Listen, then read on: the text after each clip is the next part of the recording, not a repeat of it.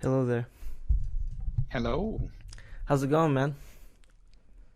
Not bad. Is my sound okay? Yeah, sounds good. Were you in our raid? No, I'm not with the.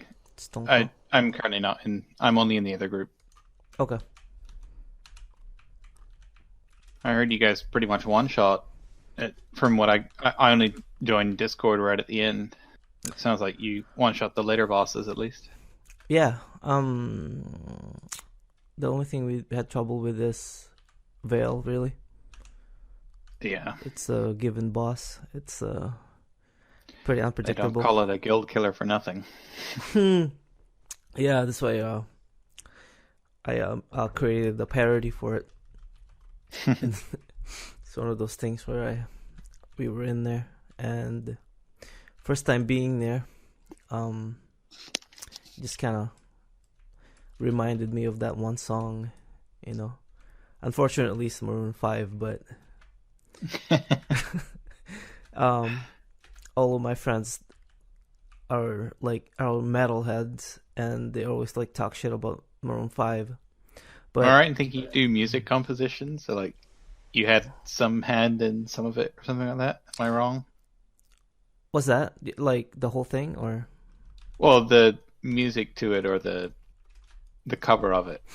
yeah, that's everything instrumental drums. I have like a drum machine that I Nice. I put. I thought that like it was the guitar that was that I thought I was like, ooh, that doesn't sound like the original. Yeah, yeah, yeah. Yeah, pretty much. I try to not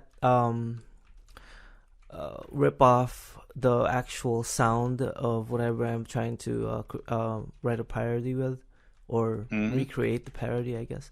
It's still kind of cheating, though. That's why a lot of people do not like parody songs. And it's not, I think it's not, It's sampling. It's not yeah, stealing. yeah, but It's an homage rather than ripping it off. and for me, I think I understand the way people are like saying that's it. Probably in my musician perspective, I wouldn't want to hear something that it's not very influential, because I look for Mm. that specific type of detail when it comes to music. Like I'm really picky. Like sometimes I could be like elitist, and I don't like that part of me. But I welcome every type of music, and I put my own version to it. So Well, thanks for getting back to me super quick. I had only like I only even thought about it basically once I uh, saw you do the link for hmm the like Eternate episode, and I was like, oh shit! Like if you haven't gotten someone to be able to talk about how important CG is before it comes out on in like 4 days, that's. hmm But yeah, I think it's a good how do you idea. normally start them, or are we starting already? Are we We are going? starting already, man. So Well, I just wanted to briefly touch on a couple topics today. The main one, obviously, coming up now that we have confirmed in the last couple of days the actual release day. hmm I forget exactly which day and time, but it's I think the 15th, the the Wednesday. 15th Wednesday, yep, 3 p.m. I think. It's something like that. Yeah, based Yeah. on time zone. But yeah, So yeah, it's probably really important to talk about ZG before it even comes out, and the way you're explain things, well, it I'm seems super like. excited for it hmm for a number of reasons. Obviously, I play a mage as a caster as my main, hmm so one of the main reasons that you even step foot into ZG is for the tailored set, hmm which is the uh, like crazy hit bonus. Basically, is the whole point of it. What is the To the what is the max hit for mages? Assuming you're frost. Well, it's the same for all casters, which is 16% 16%. is Okay. the air quote cap, but it's not a hard cap. Uh, so you could have 40% hit, but you actually only have 99%, which sounds weird hmm because there is a generic 1% chance that your spells miss, are resisted, they just fail. hmm However, 16% should mean that outside of that 1%, every single one hits or crits. And these are raid bosses, right? I assume. Yeah, well, that's any mob, actually. It's any mob? As a level 60, you attack a level 1 rat with a frostbolt, there is a 1% chance that it will resist. Mm. And you should feel bad. And assuming that high boss raid boss, you need much higher, I assume. Yeah, but the point being that even once you reach the hit cap, you're not actually you haven't got 100% hit. Okay. But that's one of the reasons why the Zul'Grub Bloodvine set is so huge for certain classes. Like Mages is pretty good. It's not insane. It's even less good for Shadow Priests. Like Shadow Priests often don't bother with it. At least not the full set. But for Warlocks, it's absolutely huge because Shadow Priests get, I think it's 9% increased hit from their talents. Like it's crazy. They get 9%. Mages get 6%, and Warlocks get absolutely nothing. Oh man. Well, even if they had to rely on their dots, they still need those hit, right? For the Warlocks. Like it's very common for Warlocks to drop their second profession for at least a brief window to pick up engineering, so that they can get a head that comes out at the same time. Sure. That is, I think, 2% hit. And how will this impact their other gear set? Like, let's say tier 2 and tier 1 versus tier 1.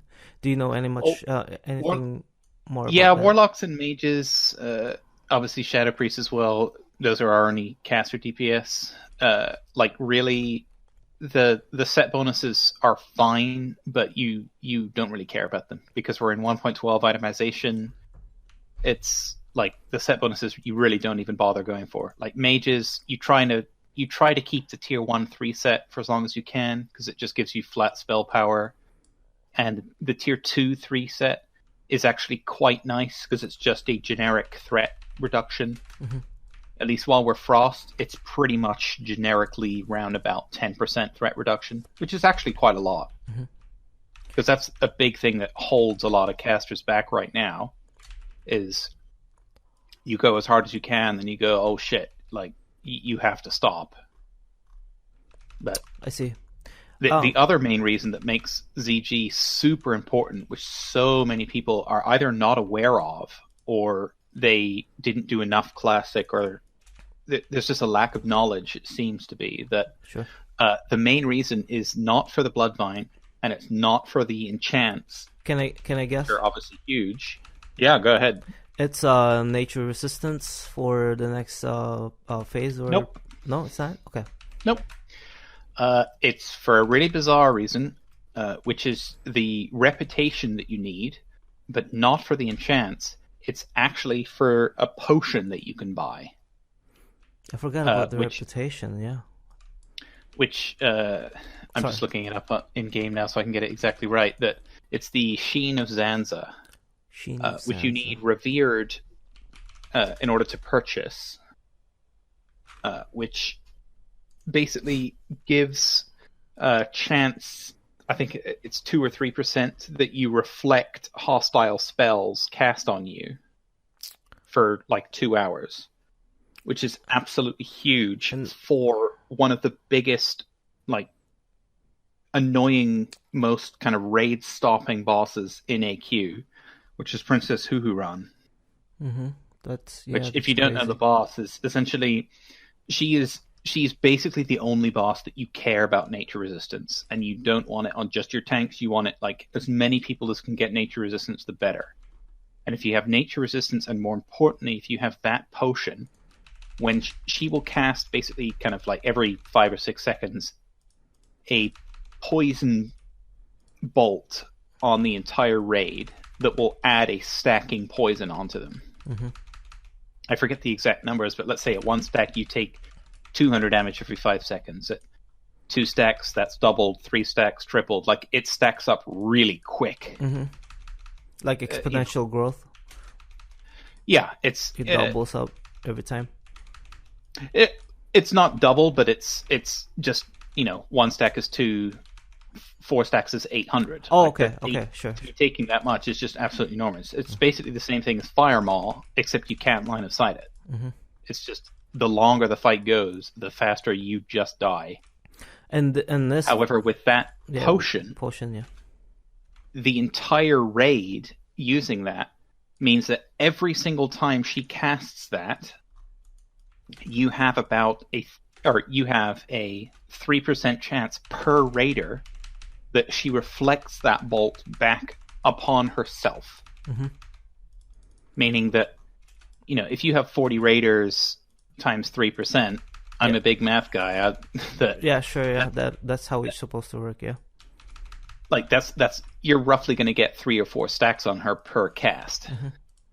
Well, in this case, it's a 20-man, so it'd be maybe one person. No, it's 40-man.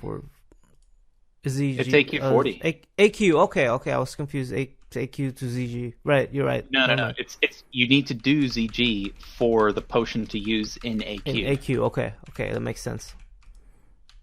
So you usually typically apply about 2 to 3 stacks per cast of her doing it, which she will stack herself up till she's on 99 stacks, and she's taking 100k damage per tick from her own poison, and you don't even DPS the boss; she just dies.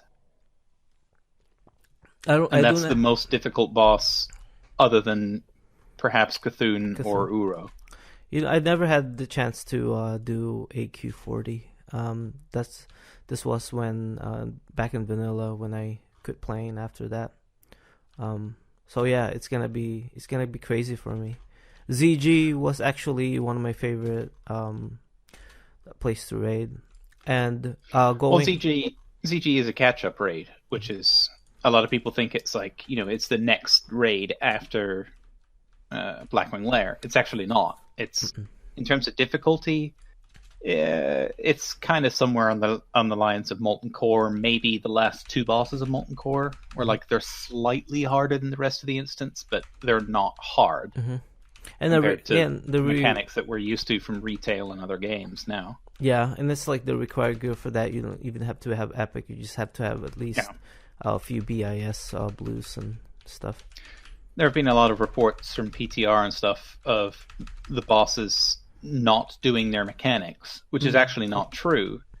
It's just that the bosses back in Classic as well, they didn't do their mechanics. Their mechanics are not percentage based. They're time based.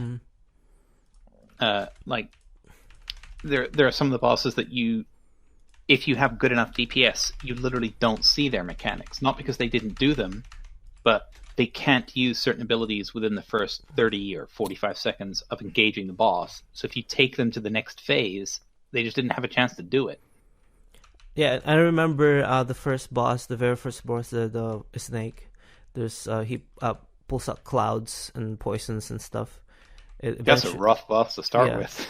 And eventually, if we don't do it right, it's gonna be flooded with poisons all over the freaking place. It's one of those things that we wiped most of the time. Well, it's exactly that. It's one of these instances that if you have no knowledge is a little tricky to learn. But we have so much knowledge now of obviously Classic or vanilla and private servers that, like, once you know the tactic of just mana burning the boss. Yeah, and it didn't help when they brought back ZG back in Cataclysm. Was that it? Or no, it wasn't Cataclysm. It's either that. I think so. It wasn't Wrath. It wasn't Wrath? It might be Cata. Okay, when they brought that back, I remembered bits of it, but it kind of contradict what my knowledge back in vanilla then. So it's like, so I don't know, like the fights. I mean, I remember the Panther fights. You have to be down there in the crypt. Well, it's funny that you bring that up. I would suspect for a full main raid group to go into ZG, that's how it's going to appear. It's going to appear that level of difficulty. It's like there are mechanics, but you don't really care about them. You just blow through it, and the boss dies in under a minute. Sure, yeah. But That's the main controversy I wanted to get over is people think that you go into ZG for loot or you go in for enchants or all kinds of other stuff. It's like the main reason that you go in is for reputation and for the trash bijous to use later are the big reasons to go. And also for twinks with the enchants. Because I had level 29 rogue. I think I added like a enchant on the shoulder for that rogue and twinked it. Oh, sure. Yeah.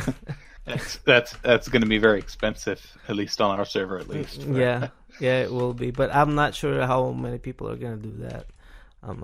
Possibly a few, but yeah, I'm really excited about this raid. And going back to the gear, I noticed there's not much loot for resto shamans, but I seen one there that has a level 40.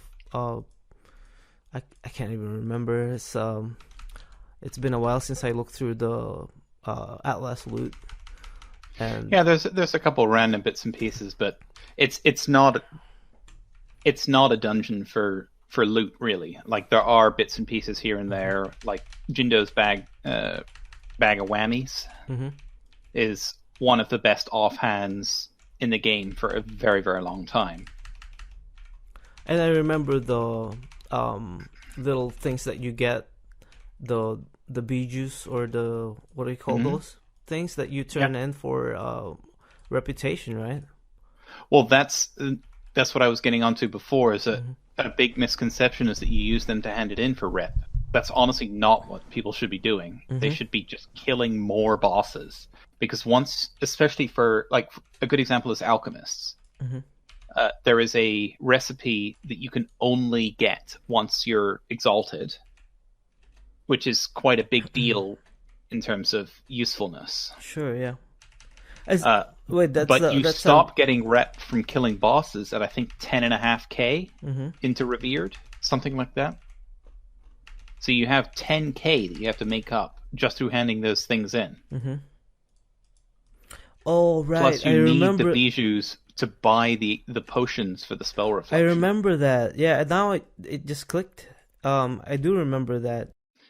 It's kind of similar to the Timbermaw rep, where like you can hand it in earlier, but it's a waste. If you're going for the full thing, you should actually wait until you can't get rep any other way. Yeah, it's a waste, man. So did you sign? I assume you signed up for this for the Wednesday. Oh yeah, likely I'll be either leading or involved in one of the teams. As I have enchanting and tailoring, will basically need to pound that reputation as much as I can. Well, that's the kind of good and bad thing with it resetting more than twice a week, is that you can knock out the rep with, and there's kind of a couple different ways of doing ZG. Like what I would imagine most people will do is kind of what's known as the optimal runs, where you just kill the bosses that you need to in order to get to Hakar without any buffs. And then there's the extra way, which is the kind of the rep way, where you kill all of the optional bosses, which adds on probably 50% more time onto it. And overall, how long will that take, the whole freaking raid? Like, let's say like a regular run with maybe like a 2 or 3 wipes. Well, it's hard to say at this point. Like I would rather say that it takes longer, and you come up short of that time. It's better for me to say 3 hours and it only takes 2 than it is for me to say 2 and it takes 3. But right, yeah. I would imagine to kill all of the bosses, including the fishing boss and stuff like that, 2.5 hours would be pretty safe. So and that's on like the first week or so. Once people learn the mechanics, I think killing all the bosses you could expect to do in an hour and a half or less. Right. So is this something that people need to be prepared and watch fights, or is it easy enough for somebody to explain real quick? And I mean, obviously it's recommended. Honestly, I would say no.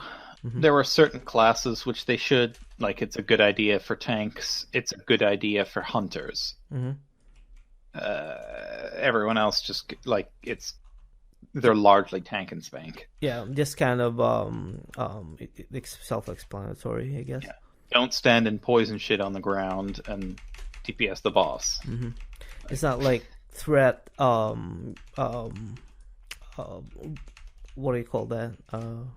Intensive or anything like that. Well, it's funny is there are a couple of bosses which have. I'm thinking of one in particular that literally has the current tank loses all threat. So there are points, but Sure, yeah. it's the same as anything like Blackwing Lair has bosses like that, where the tanks lose 50% of their threat. If you have more than the tank, you're gonna pull. But that's not a new mechanic. Right. Man, it's been a long fucking time since I've been there. I'm so excited. Well, it's interesting that you get onto threat, which is a perfect segue onto the next topic I wanted to talk about. Sure, yeah. Which is basically what not just ZG, but the end of ZG and the beginning of AQ will bring on a big shift for Horde, especially. Alliance doesn't really make that much difference. Why is that? Is the current how most guilds currently use Shaman. Is you're putting Shaman in melee group so that they can give Wind Fury, because obviously that's a big DPS boost for them. It's whatever it is, 12, something like 12% DPS increase. That will typically shift away from that into you try and give tanks Wind Fury, but it's largely changed so that ranged are getting threat reduction. Because if you like, you will have seen in raids now, or like warlocks especially will, if they get 3 crits in a row, they will rip aggro off the tank, and that's them with no hit gear. Like they have, if a warlock's doing well, he has maybe 5 or 6% hit. That is gonna go way the hell up to like an average warlock will have 12 or 13% hit at the end of ZG. So right which now, is enormous. So you're just talking about just trying to kill everything with that. Or I assume that's what you're going for, right? What do you mean? Like, you're talking about threat from the warlocks. So yeah, assuming that all the shamans should use tranquil then. Well, that's right. going to be the shift. Is right. Instead of melee getting Wind Fury, it's going to be casters are getting Trank. Because the other big shift is when mages swap to fire, which they basically do as a group. So now you have 4 or 5, however many mages in your raid. You'll have, for the best raid comp, all of them will actually be Arcane Frost, and you'll have 1 Winter's Chill mage. Winter's Chill being a stacking debuff up to 5 that increases the chance to crit by 10%. Whereas the version of Fire is just inherently insanely stronger. There is a similar build, which there's kind of a couple different ways you can do Fire mages, but the most common way is you'll have, let's say, 5 mages in a raid. 5 is a good number. You'll see why in a second, in that they have a similar stacking buff, but it's Scorch, where it stacks up to 5 times. So if you have 5 mages, they only need to cast it once, and it's fully buffed, which increases just generic fire damage taken by 15%. So not only is 15% better than 10, but obviously if I cast a spell and it's already going to crit, me having increased crit chance doesn't do anything for me, but increased damage is always good. On top of that, Fire Spec has the Ignite component, which is the harder you hit, the more damage you do on top of that. That there will be this enormous power spike for mages, which they'll typically change to fire kind of somewhere in the middle, maybe early AQ. They'll all change from all frost to all fire. And that is enormous for threat. Because the Ignite itself will do a huge amount of damage. Like, it's very typical in Classic for example, on Uro, one of the biggest like highest health bosses in AQ, the second to last boss, where a single mage might do 20% of the raid's DPS, which is unheard of. Like, in order for a mage to be doing that now, he'd have to be doing 4,000 DPS, or if not more. Like, that's ridiculous. But it's just the way that Ignite works, being that basically the biggest Ignite, basically first 5 crits will stay rolling on the boss, where Ignite does 40% of the damage over the next 4 seconds. And it's in 2 ticks. So if I, for example, now, it's very common for Frost Mages fully decked out to crit for like 2.5, 3k. And that's on a 2.5 second cast versus Pyroblast, which is like a 6 second cast. Now, can you cast the Frostbolt like in a row without having to worry about your mana? Currently, yeah. It like mages on almost every single boss currently, other than maybe Nefarian, never have to worry about mana to the extent where they usually don't even bother evocating, because there's no use. Like they won't mana pot, they won't evoke, they just have enough mana. But with fire, that the more gear you have, actually the more mana you have too. But that's the big thing with the Ignite thing, the Ignite rolling crits is, let's say a mage crits with Pyroblast just for easy numbers for 1,000 damage, which is, they're going to be doing way more than that. They're probably going to be doing 5 times that with a Pyroblast crit. But let's say they crit for 1,000 damage. The Ignite tick will give them 400 damage over the next 4 seconds, because that's 40% of 1,000. And each tick is for half of that, because you get 2 ticks in 4 seconds. So each tick is for 200. So you're doing off of that just from Ignite, after you've cast the Pyroblast, you can go AFK, and for the next 4 seconds, you're doing 100 DPS. If you have 5 mages that all crit with Pyroblast, that's 5 ticking for 400, but that Ignite will only be on the very first mage that got the crit. So that mage is basically going to be doing 500 DPS. That's only off of Pyroblast critting for 1,000. Man, it seems like the shamans for the Horde is a lot beneficial, man. Well, that's sadly Alliance have a better situation for that, because Horde will typically have to have 2 because the aggro is so enormous off of that. Mm-hmm. Unless you're killing the boss really fast, or you deliberately let the aggro mage run into tanks and deliberately die, which is a strategy. Sure, yeah. You have to have kind of 2 that, like, all the mages as one go, okay, we're all going to stop casting fire spells for like 4 seconds so that Ignite can deliberately fall off. And then we're going to start again and keep it going. Well, and the next mage will take over. Sure. And this whole thing... Whereas Alliance, just to finish the point, Alliance can use the Hand of Protection, or Blessing of Protection, whatever it is, immune to physical attacks. They can then use the potions that make you invulnerable to physical attacks. Right. They can then use the Paladin's Sacrifice on the mage and keep it rolling. But they just have an easier time of cutting threat.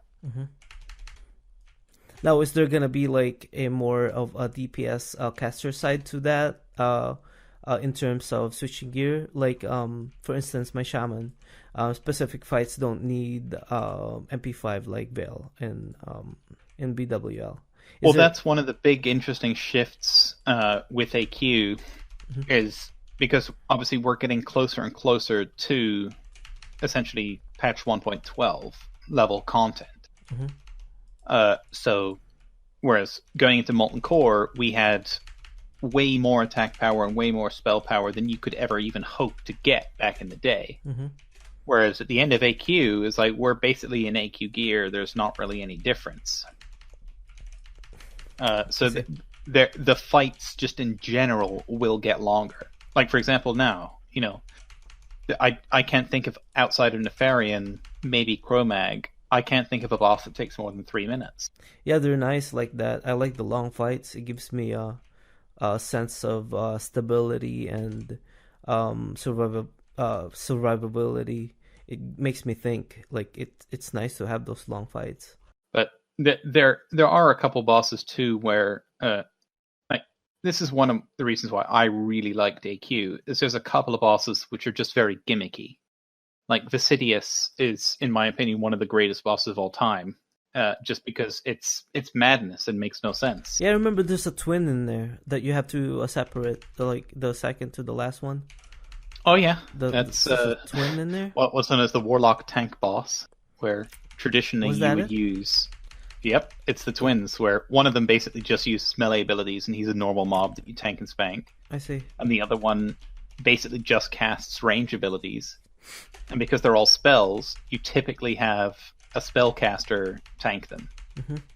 The reason that you use warlocks is that they have a lot of high threat abilities. And those are the Anubis, right? Anubis, dog things. The twins? Yeah, I think they look like one of those dogs statues. Like Egyptian statues, Anubis. Well, there are trash mobs that do like a meteor ability. Maybe you're thinking of those. Maybe. I mean, like I said, it's been a long freaking time. No, the twins are like two very, very bug-looking guys. One of them has a big sword. The other, I think, is a staff. But... Okay, never mind. I wish I'd never quit vanilla after, AQ came out. I didn't even get to Naxxramas. Like I was. Well, that's the other thing that a lot of people have misconceptions of, or how useful AQ is. Mm-hmm. AQ is an enormous dungeon in terms of it takes a long freaking time. Like if you wipe on Cthulhu, the last boss, and you don't have a shaman to res or a paladin to res, that run back is like 45 minutes. Mm-hmm. Oh, I remember just those, to get to the boss. I remember those mounts that drops. You can only use them in AQ 40. Those are nice. I can't wait for those. It's one of the little things that I get excited about. It's part of that. It's I mean, I wish I had the freaking actual scarab mount, scarab lord mount. Oh well, that's one of those things that's like, it's a cool thing, but it doesn't really do anything for you. Like, it's a status symbol for only those that care about it. Sure, yeah, man. Is there anything you wanted to cover with ZG? Anything for ZG? Else? Yeah. I would just say, like, that people should kind of strap in for the long haul. Like, this is a filler raid that you have to do until you have at least revered reputation, basically. Like, there will be a lot of upset with people that they're given the enchant and told, here's the best enchant that you can get in the game. Don't use it. Which is rough. Because once you get, the two that you need, you're not getting any more. There's a big misconception too of how strong the gear in AQ is. Like, AQ compared to Blackwing Lair, not that big an upgrade. Like, there are certain items here and there, but generally the sets are pretty bad. Like, weapons for melee are good, and there's a couple bits and pieces here and there, but it's large. What gear you have from Blackwing Lair, 75% of that gear is what you're going to be taking into Nax. Now, you're in Wind Fury, right? Wind Fury team. So, have you talked to any of your are you an officer, or? Yeah. Have you talked? I currently am performing the role as raid leader and sure mage class lead. Sure. Okay. Have you guys talked about like implementing RC loot console when you guys do ZG then, or is this something that's not planned yet or anything? Well, it's not 100% nailed down. Currently, the plan for us at least, and I would imagine most guilds would have a similar system where we will try to incorporate one Zul'Grub clear into our raid schedule. Most guilds have 2-day raid schedule, so they'll kind of do Blackwing Lair on one day, plus, depending on the week, Onyxia. And on the other day, they'll do Molten Core and Zul'Grub, as well as another potential Onyxia. That's so what at least for our group plan, and I would imagine is going to be the same for our other group in the guild, is that on that second raid day is to then basically just half the raid and do an organized once a week per group Zul'Grub, and then the other one just kind of freelance YOLO, whoever's online, it reset today, who wants to go, who's online, it's 8:00, whatever it is, like.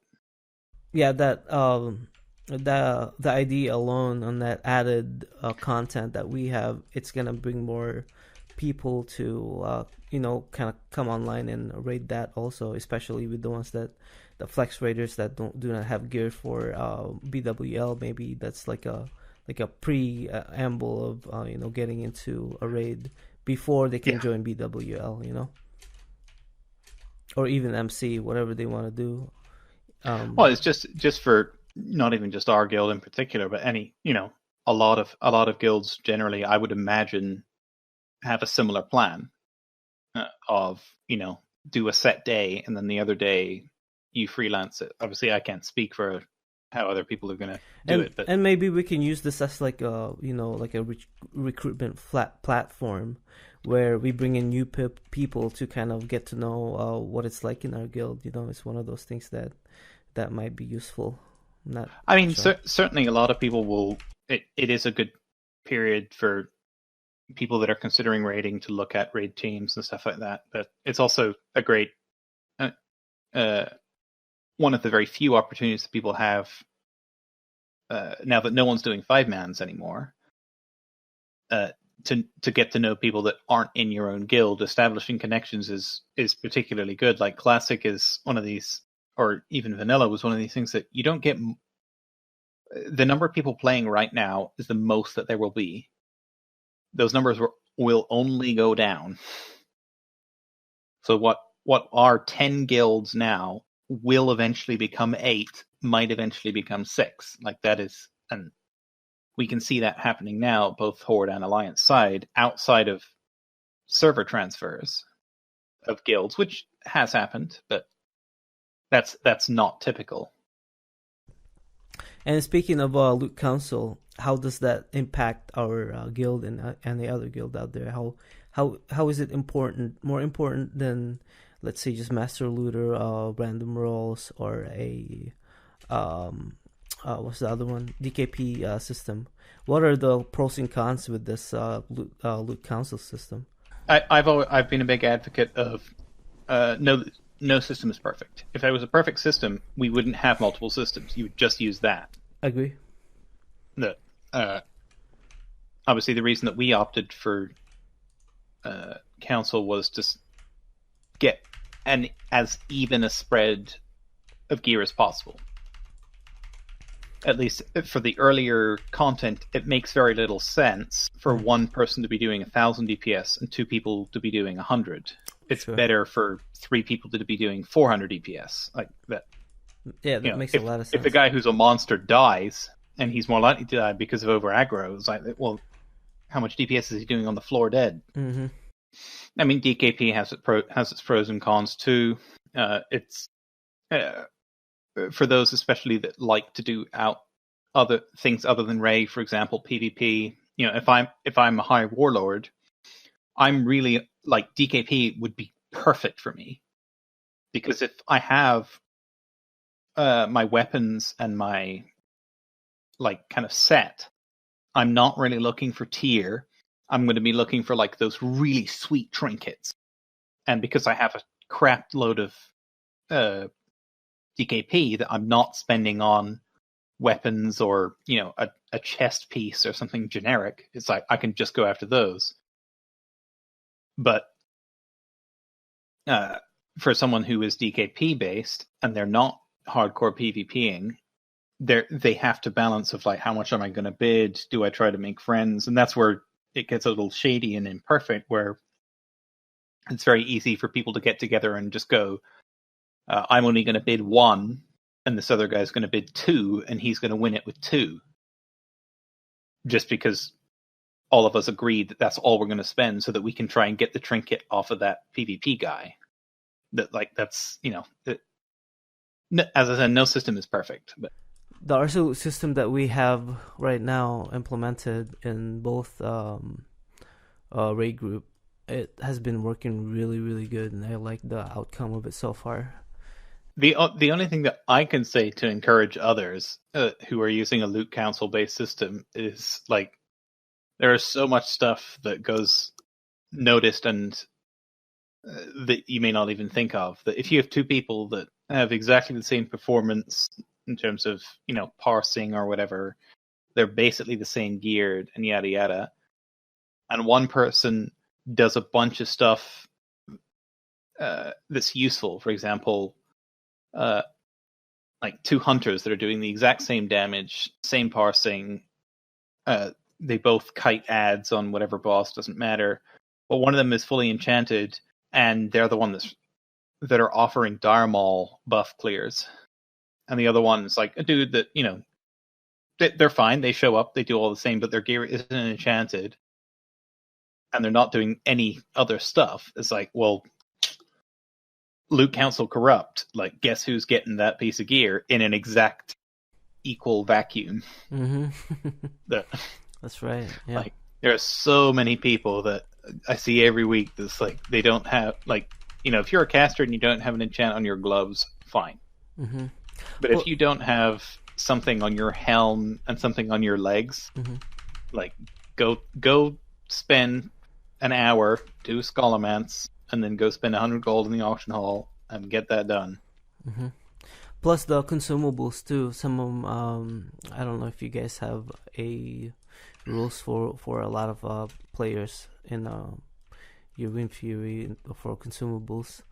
That's a huge plus too. If talking about flask, I know it costs a lot, especially the economy right now.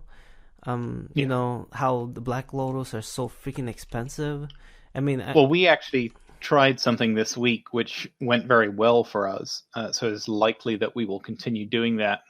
Was we basically said no flask required. Like, if people want to use it, that's great. You should still be using consumables, so you're spending 20 gold per raid instead of 250 gold a raid, or whatever the cost of flask plus 20 gold. Like, there's a big step there that people don't realize, that when phase 6 comes around, you basically do knacks for like 2 or 3 days a week only. And if you think that's 2 flasks a night for even only 2 nights a week, that's 4 flasks a week. That's let's say flasks cost 150 gold, which they often cost more than that, or around that ballpark right now. That's 600 gold a week. There are certain classes and specs which, like, even as a mage, 600 gold a week, like, that's a lot of fucking farming. Good luck doing 600 gold a week as a healer. Like, so that sucks. So the idea right now is to kind of conserve everything until we get into that phase, and then we spend all our shit after that. That's the idea, right? And I mean, you can play the auction house and by just buying stuff and then reselling them for even more, and just manipulating them. I never do that. Like, I would rather grind. So I never buy anything off the auction house unless I'm going to use it.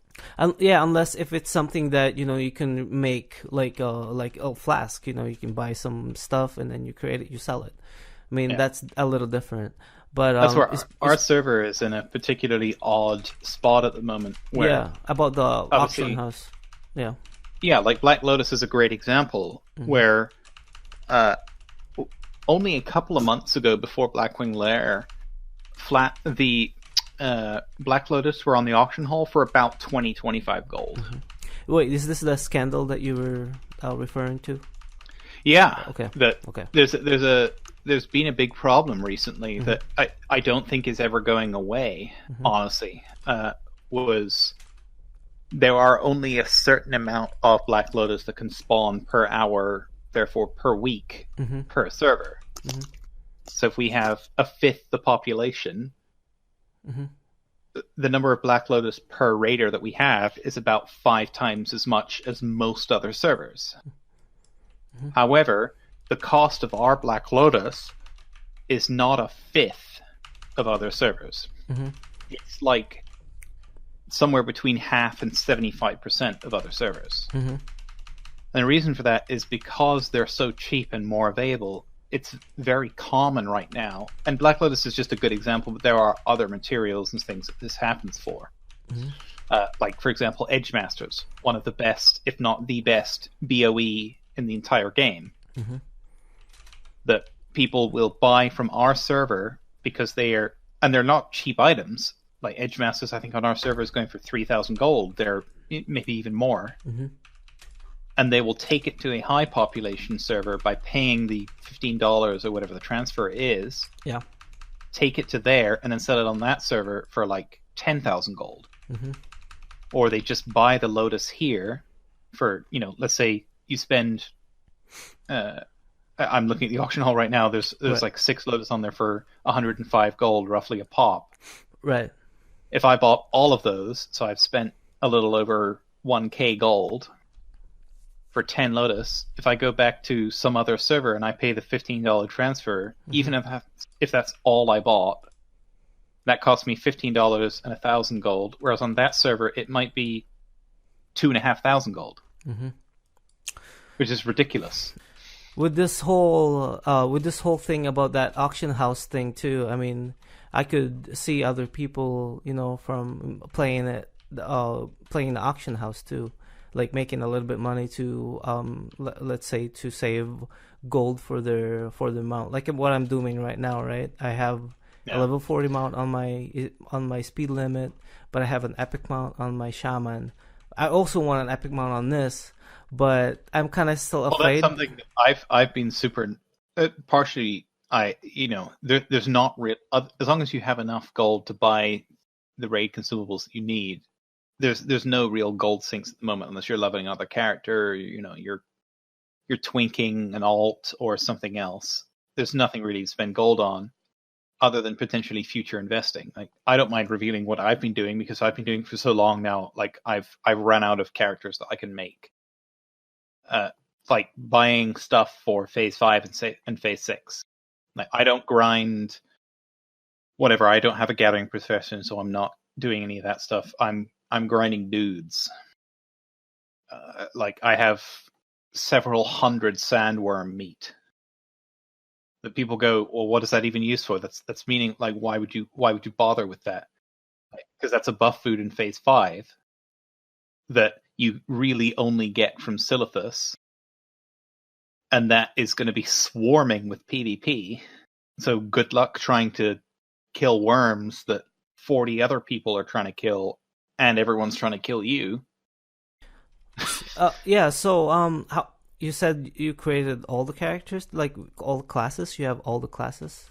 No, well, I just have all my characters' creation slots used up. Like, 4 of them are banks. Okay, for banks. Okay. Yeah. Okay, man, how? Like, Fire Bloom is one of those. Is another great one. I think I have several thousands of them now. Man, how much money do you have now? You probably have like fucking like what, 10,000 gold, if I'm guessing. No. I sell boost runs. Like, if I'm doing well, I'm doing 50, 60 gold an hour. I'm not. So I sit at around 500 gold now, but when did you start this? Like, after you leveled to 60, or after you, in a certain point, did you realize that these are essentials later on, or? Before Phase 2 and Phase 3 dropped, I was doing the same thing, but for those materials. Like, I just severely underestimated how much I would use. Like, I bought a bunch of Winter's Bite when they were 10 silver apiece, and they're now about a gold apiece. Which you think, well, that's only 90 silver, that's not that much. But if I go through 40 Winter's Bite a week, that's 40 gold a week, near enough. Whereas things like Fire Bloom and Firefin Snapper, you can often, like, that fish is going to be one of the greatest ways that people can make money from like level 5 if they wanted to. Man, you probably had your epic mount by like you could probably you would I have don't have bought an epic mount. I don't have an epic mount right now. What? It's a big meme. I have no interest. What the fuck? Why do I need one? So that I can get to the some people are gonna be upset because I tell the story often. Why do I need an epic mount to go from Kargath to Blackwing Lair? Oh my god. Like, why? I have no gathering professions. I run from a flight point to the instance, then I zone in. I don't need to be dropping 800 gold on that. The shit that you explained, it seems like it would be nothing to buy an epic mount. Like, I can buy an epic mount. That's the thing is, I'm grinding a bunch of materials, not necessarily gold. Okay. Like Fire Bloom and Firefin Snapper are used to make a increased fire damage potion, which is not in the game right now, right. and I'm not playing fire. Mm-hmm. But similar to how like Winter's Bite is used currently for the Elixir of Frost Power, which is only 15 frost damage. Those potions usually cost you, about 1 gold, 25 silver, something like that per. And I usually go through about 6 or 7 of them per raid. That's, near enough, let's call it 7 gold a raid. Yeah. Whereas I'm going to be going through those flasks at the same rate, and those things are costing me less than a gold to make now, easily. Like, the materials, I literally have probably thousands of each to them. Sure. Yeah, I didn't mean to laugh at I laugh at what you said, but it's it's like you have potentially you can sell like all this stuff that you can make. Oh, I have 360s, and only one of them has a mount. A mount? Do you have 360s and one mount? No epics. Only one of them has a 60% mount. That's it. Well, I guess I don't know what to think of that, but I don't grind consumables like collect. I'm not grinding ore. I'm not grinding flowers. I'm not picking any of that. I'm not PvPing. I play an arcane mage. If someone sees me, I'm dead. Like my best shot is sheep them and then get on a flight. So an epic mount doesn't do anything for me. Well, I guess it has this sense of conserving stuff that you don't really need to buy. Technically, you don't. The way I saw it was I could buy a mount that I'm never going to use, or I could buy a freezing band, which I would use right up until partway through Phase 5. Okay. And thank you for getting back to me so fast. As I said, I literally I wanted to get something out before ZG dropped of how important it is to pound ZG, even if there are no drops for you. Definitely. And one of the things that that's why one of the reasons why I got back to you is because I noticed that when a person or a player that would really like to be in it, that had something to say, I would consider that and be like, okay, you have a lot. It seems like you're excited about this, and like I'm gonna pick you. And like you could get rid of all the stuff at the end of the auction hall bit. Maybe keep some of the sell Black Lotus to your server, but the making gold bit I don't think is useful. Well, that's the thing about it too. Even if it's not useful, or it's just like I even have interviews with like people would like say like real life stuff. Talk about the background of what they're like. I think it's part of the game, being that behind the character and your character, just to kind of get to know people, and introduce it into other servers out there. So maybe one day they would listen to this, they want to transfer, and they would exactly know like who they deal with in terms of characters and how people are like in our server. So yeah. So I would see if you can get I liked the one where you got an alliance Yeah. person. Like those were the interesting ones because obviously I know all the people in Scarab / Purge. So like Mm-hmm. I will often like skip large ones of those. But Mm. I was who was it, the TC or something you TC, did? yeah, that's the Thunder Fury guy, yeah. Yeah, And the I would another. also be interested in see if you can get someone from uh like a less hardcore alliance guild, like get their opinion on what they think of the hardcore servers and who the bad guys are and who the good guys are. Because I know that there are kind of like coalitions between Horde and Alliance. Like we have, at least for our group, when we're running into Blackwing Lair, it's like kill this guild, but don't kill that guild. Yeah, actually I did interview Rectitude. He's an Alliance Paladin. We talked about it a little bit, and how we don't fuck with the actual nature of this game. Where if somebody ganked me, I'm not gonna tell him like, "Can you tell this person to stop ganking me?" Oh, it's been a big point of controversy, like even Mm-hmm. this week and today. I really am very much against this big PvP movement of like purging alliance guilds and killing them on the way to Blackwing Lair. Like I am not a big fan of because that only brings them doing the same thing back. We very don't want. I don't mind that at all, as far as it's that nobody is using Discord to scout on when people are going to the raid. If it's a given time, if somebody just saw them Oh yeah, the running raid times are around, known for everyone. yeah, and I don't mind that. Like I said, that like I don't fuck with the nature of this PvP part of the game.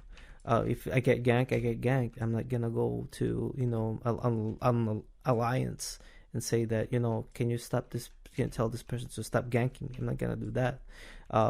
Maybe Oh, I have done that. yeah. I don't do it directly, Hmm. but like I have a big dislike for like there's a group of 3 alliance that run in between Kargath and Blackrock Mountain all day Hmm. and they kill people. I've been trying to like I went with a turnip the other day and like we're just going to Blackrock depths to smelt the 400 dark iron ore that are in the bank. And it's like we get killed twice on the way. That was enough for me to go, nope, I'm done. I have no interest.